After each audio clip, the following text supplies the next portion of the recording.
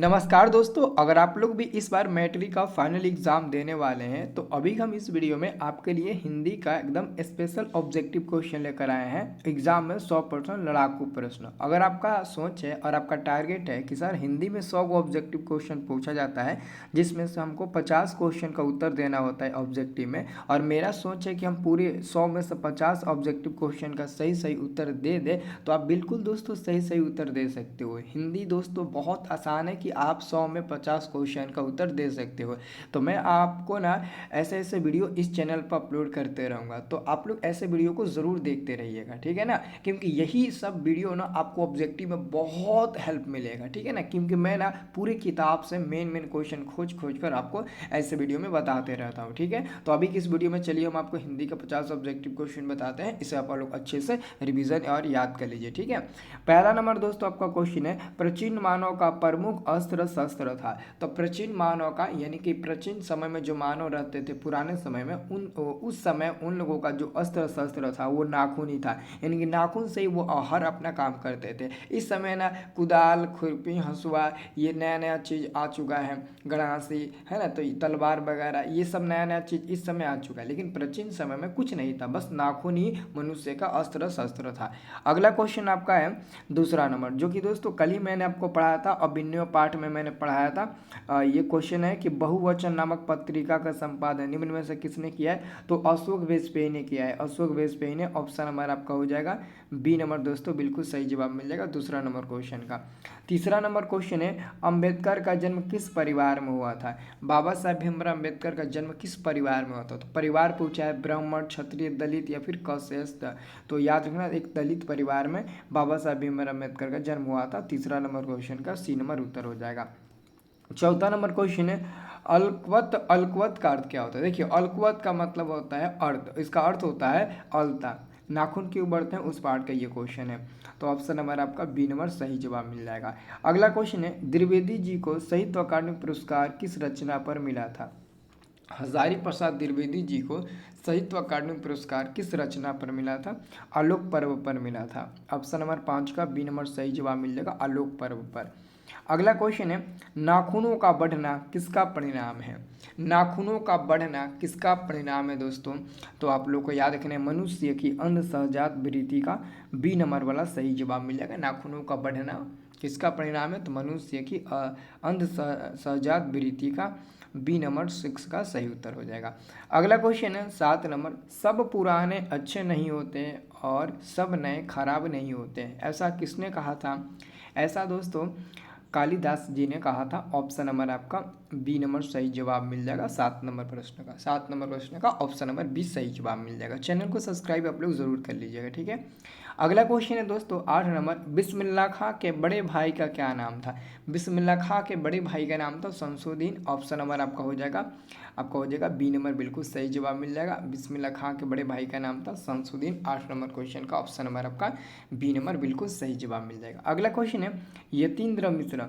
यतीन्द्र मिश्र का जन्म दोस्तों कब हुआ था। यतीन्द्र मिश्र का जन्म दोस्तों सन 1977 ईस्वी में हुआ था। कब हुआ था, 1977 ईस्वी में इनका जन्म हुआ था यतीन्द्र मिश्र का। नेक्स्ट क्वेश्चन है, यतीन्द्र मिश्र का जन्म कहाँ हुआ था। दोस्तों यतीन्द्र मिश्र का जन्म 1977 ईस्वी अयोध्या उत्तर प्रदेश में हुआ था। अयोध्या उत्तर प्रदेश में। ऑप्शन नंबर 10 का ए नंबर आपका बिल्कुल सही जवाब मिल जाएगा, ठीक है।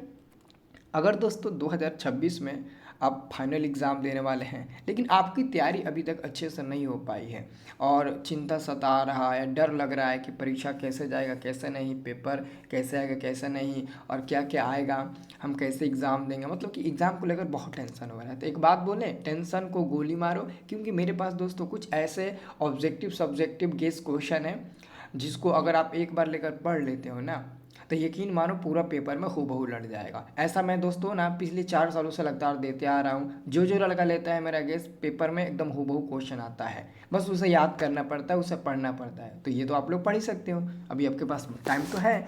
तो दोस्तों ले लीजिएगा।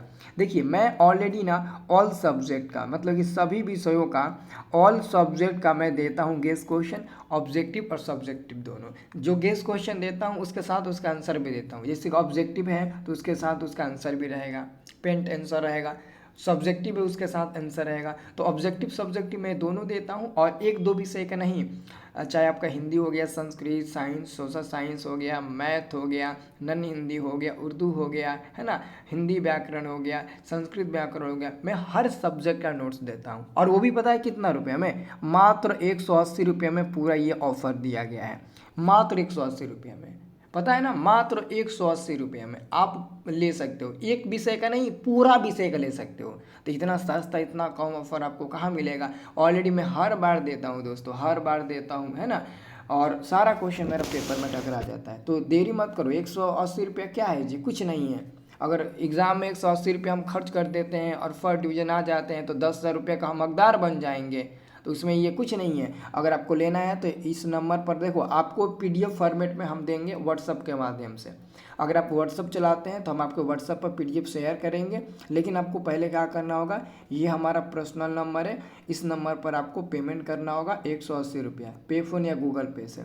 आप पेमेंट करके हमें स्क्रीनशॉट दिखाइएगा, मैं आपको PDF नोट्स तुरंत दे दूंगा। अगर आपके पास पे फ़ोन या फिर कोई ऑनलाइन पेमेंट करने की सुविधा नहीं होगा तो आप किसी दूसरे से भी करा सकते हैं, है ना, किसी दूसरे से भी पेमेंट कराकर हमें स्क्रीनशॉट दिखाकर ले सकते हैं। और एक और बात याद रखना, यही मेरा पर्सनल नंबर है। अगर इस नंबर के अलावा तुम्हारे पास कोई दूसरा नंबर से कॉल करता है और कहता है कि मैं स्टडी प्लस से बोल रहा हूँ, मैं तुमको इतना रुपये में पास कर दूंगा, चाहे इतना में मैं नोट्स दे रहा हूँ, तो उन लोगों पर विश्वास मत करना, क्योंकि हमारा नाम लेकर बहुत लोग काला धंधा यूट्यूब पर चला रहे हैं, ठीक है ना, और बहुत सारे लड़कों से ना पैसा झीट रहे हैं। मैं दे रहा हूँ 180 रुपया, वही लोग मेरा नोट्स चुरा चुरा कर 51,000 में आप लोगों से बेचते हैं और कहते हैं कि 100% लड़ेगा, और मैं मेहनत करता हूँ तो क्रेडिट अपना ले लेते हैं। तो आपको उन लोगों से बचना है। आप एक स्टूडेंट है, एक मतलब ना जिम्मेदार व्यक्ति है, तो आपको क्या करना है, आपको देखना है कौन फर्जी करता है कौन फर्जी नहीं करता है। तो बस यही मेरा पर्सनल नंबर है, इस नंबर के अलावा तुमको किसी भी नंबर से कांटेक्ट नहीं करना है, ठीक है। आगे बात समझ में। अगर कांटेक्ट करोगे या फिर कोई तुम्हारे पास फर्जीवाड़ा कमेंट करता है दूसरे नंबर से तो तुम ठगाओ जाओगे, वहाँ पर बाबू मेरे को मत कहना, सही मैं बता रहा हूँ, ठीक है ना, क्योंकि मेरा काम है ना आपको सही रास्ते दिखाना। देखिए 11 नंबर में दोस्तों क्वेश्चन, बिस्मिल्लाह खां के शहनाई के साथ किस मुस्लिम पर्व का नाम जुड़ा हुआ है, तो मुहर्रम हो जाएगा, मुहर्रम, ऑप्शन नंबर डी सही जवाब मिल जाएगा। अगला क्वेश्चन है दोस्तों आपका क्वेश्चन नंबर 12 कि काशी किसकी पाठशाला है। काशी दोस्तों संस्कृत की पाठशाला है। 12 नंबर क्वेश्चन का ऑप्शन नंबर ए सही जवाब मिल जाएगा। 13 नंबर दोस्तों क्वेश्चन है, बिस्मिल्लाह खां दशकों में से कौन सी दुआ ईश्वर से मांग रहे थे, तो सच्चे सूर की नेमत की दुआ मांग रहे थे। ऑप्शन नंबर आपका हो जाएगा दोस्तों 13 का सी नंबर आपका बिल्कुल सही जवाब। सच्चे सूर की नेमत की दुआ मांग रहे थे वो ईश्वर से, ठीक है। चलिए अगला क्वेश्चन है, कमरुद्दीन की नाम किसका था, तो कमरुद्दीन दोस्तों बिस्मिल्लाह खां का नाम था। ऑप्शन नंबर 20 सही जवाब मिल जाएगा। अगला क्वेश्चन है, काशी में मरण भी माना गया है, तो काशी में मरण को भी दोस्तों मंगल माना गया है दोस्तों। और कहा जाता है कि काशी में जो लोग भी अपना प्राण त्यागते हैं उसके कानों में भगवान शिव आकर खुद उनकी आत्मा को शांति प्रदान करते हैं, है ना, उनको एक अच्छा जगह मिलता है, उनकी आत्मा को शांति मिलती है। तो दोस्तों काशी में मरण को भी मंगल माना गया है, तो डी नंबर उत्तर हो जाएगा। अगला क्वेश्चन, नौबत खाना का क्या अर्थ होता है। नौबत खाने का अर्थ दोस्तों होता है, ध्यान से सुनिएगा, नौबत खाने का क्या अर्थ होता है, प्रवेश द्वार के ऊपर मंगल ध्वनि बजाने का अर्थ। ऑप्शन नंबर आपका सी नंबर बिल्कुल सही जवाब मिल जाएगा 16 का। 17 नंबर क्वेश्चन है कि पक्का महल क्या है। पक्का महल क्या है, तो काशी विश्वनाथ से लगा हुआ एक इलाका है, उसी को हम लोग पक्का महल के नाम से जानते हैं, तो सी नंबर सही उत्तर हो जाएगा। अगला क्वेश्चन है, लेखक को इस युग में कहाँ पर विडंबना दिखाई देता है, तो लेखक को आज के युग में ना जातिवाद में विडंबना दिखाई देता है, क्योंकि आज के लोग बिना जातिवाद के राजनीतिक नहीं कर सकते हैं, तो आगे कौन काम करेंगे। ऑप्शन नंबर ए सही जवाब मिल जाएगा। अगला क्वेश्चन है, डॉक्टर अंबेडकर के माता का क्या नाम था। बाबा साहब भीमराव अंबेडकर जी के माता जी का नाम था भीमाबाई। डी नंबर आपका बिल्कुल सही जवाब मिल जाएगा। अगला क्वेश्चन है, डॉक्टर अंबेडकर ने PhD की उपाधि कब धारण किया था, तो डॉक्टर अंबेडकर ने PhD की उपाधि 1916 ईस्वी में धारण किया था। आंसर आपका 20 का सी नंबर सही उत्तर हो जाएगा। अगला क्वेश्चन है, the caste in India their mechanism किन की रचना है। The caste in India their mechanism किन की रचना है, तो बाबा साहब भीमराव अम्बेडकर की। ऑप्शन नंबर आपका हो जाएगा ए नंबर सही जवाब मिल जाएगा। अगला क्वेश्चन है दोस्तों आपका 22 नंबर, आदर्श समाज स्वतंत्रता समानता भ्रातृत्व पर आधारित होगा किसने कहा था दोस्तों? तो बाबा साहब भीमराव अम्बेडकर ने कहा था। आंसर 22 का बी नंबर उत्तर हो जाएगा। अगला क्वेश्चन है, डॉक्टर भीमराव अम्बेडकर की मृत्यु कब और कहाँ हुई थी? इनकी मृत्यु 6 दिसंबर 1956 ईस्वी दिल्ली में हुआ था। 6 दिसंबर 1956 ईस्वी दिल्ली में बाबा साहब भीमराव अम्बेडकर की मृत्यु हुआ था। अगला क्वेश्चन है, डॉक्टर भीमराव अम्बेडकर का जन्म कब हुआ था? तो 14 अप्रैल 1891 ईस्वी में बाबा साहब भीमराव अम्बेडकर का जन्म हुआ था। डी नंबर उत्तर हो जाएगा। 25 नंबर क्वेश्चन है, डॉक्टर भीमराव अम्बेडकर का जन्म कहाँ हुआ था? तो महू मध्य प्रदेश में हुआ था। ऑप्शन नंबर आपका ये हो जाएगा सही उत्तर, महू मध्य प्रदेश में हुआ था।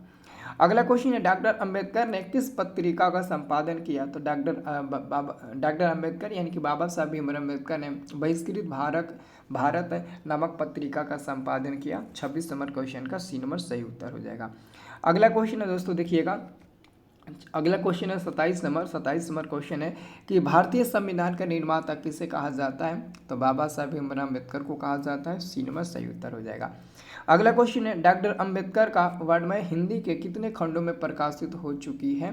तो 21 खंडों में प्रकाशित हो चुकी है। ऑप्शन नंबर डी सही जवाब मिल जाएगा। अगला क्वेश्चन है, आधुनिक सभ्य समाज कार्य कुशलता के लिए किसे आवश्यक मानता है? तो श्रम विभाजन को आवश्यक मानता है। आधुनिक सभ्य समाज कार्य कुशलता के लिए श्रम विभाजन को आवश्यक मानता है। अगला क्वेश्चन है, डॉक्टर अंबेडकर के पिता का क्या नाम था? तो बाबा साहब भीमराव अम्बेडकर के पिताजी का नाम था रामजी सकपाल। बहुत ही अच्छा नाम था, भगवान राम से जुड़ा हुआ नाम है। तो ऑप्शन नंबर आपका बी नंबर बिल्कुल सही जवाब मिल जाएगा, रामजी सकपाल। अगला क्वेश्चन है, फ्रांस और यूरोप का एक अत्यंत प्रसिद्ध और लोकप्रिय रंग समारोह हर वर्ष कहाँ देखने को मिलता है? दोस्तों अविन्यो में देखने को मिलता है, और ये अविन्यो दोस्तों दक्षिणी फ्रांस में स्थित है। अगला क्वेश्चन है दोस्तों 32 नंबर, अविन्यो में किस युग के ईसाई मठ है? तो अविन्यो में दोस्तों मध्य युगीन एक ईसाई मठ है। ऑप्शन नंबर आपका दोस्तों 32 का मिल जाएगा। 32 का बी नंबर सही उत्तर हो जाएगा। ऑलरेडी दोस्तों कल ही ये क्वेश्चन सब हम लोग पढ़े थे। 33 नंबर क्वेश्चन है, अविन्यो कहाँ स्थित है? तो दक्षिणी फ्रांस में स्थित है। डी नंबर सही जवाब मिल जाएगा। और अगला क्वेश्चन है 34 नंबर कि रोन नदी कहाँ है? तो दक्षिणी फ्रांस में, और रोन नदी के दूसरी ही तरफ अविन्यो स्थित है। अगला क्वेश्चन है 35 में, अविन्यो के रचनाकार कौन है? अशोक वाजपेयी अविन्यो पाठ के रचनाकार है। आंसर आपका 35 का डी नंबर उत्तर हो जाएगा। अगला क्वेश्चन है, विल्नव लॉ अविन्यो का अर्थ होता है? विल्नव लॉ अविन्यो का अर्थ होता है अविन्यो का नया सा गांव। अविन्यो का एक नया गांव विल्नव लॉ अविन्यो का अर्थ होता है। 36 नंबर क्वेश्चन का ऑप्शन नंबर 20 सही जवाब मिल जाएगा। अगला क्वेश्चन है, लाल शतरुंज क्या है? दोस्तों लाल शतरुंज एक ईसाई मठ था। ईसाई मठ का मतलब समझो सिंपल में कि एक आश्रम होता है ना, एक आश्रम जहाँ पर लोगों के रहने, है ना, मतलब कि लोगों की सुविधा के लिए होता है, आम लोगों की सुविधा के लिए, ठीक है। तो लाल शतरुंज एक ईसाई मठ है, ये भी दोस्तों दक्षिणी फ्रांस में स्थित है। अविन्यो रोन नदी के दूसरी तरफ, एक तरफ दोस्तों अविन्यो था तो दूसरी तरफ आपका मतलब कि विल्नो लॉ अविन्यो यानी कि लाल शतरुंज, ठीक है। तो ऑप्शन नंबर आपका हो जाएगा 37 का सी नंबर, ठीक है। ये क्वेश्चन बहुत ही महत्वपूर्ण था, इस क्वेश्चन को याद कर लेना। मैं जितना भी क्वेश्चन इंपॉर्टेंट खोजूंगा ना, चाहे 30 को होगा, 35 को, 40 को, 50 को, मैं आपको बता दूंगा इस चैनल पर वीडियो बनाकर। तो आप लोग चैनल को सब्सक्राइब जरूर करिएगा। ये वीडियो आपको कैसा लगा कमेंट बॉक्स में जरूर बताइएगा।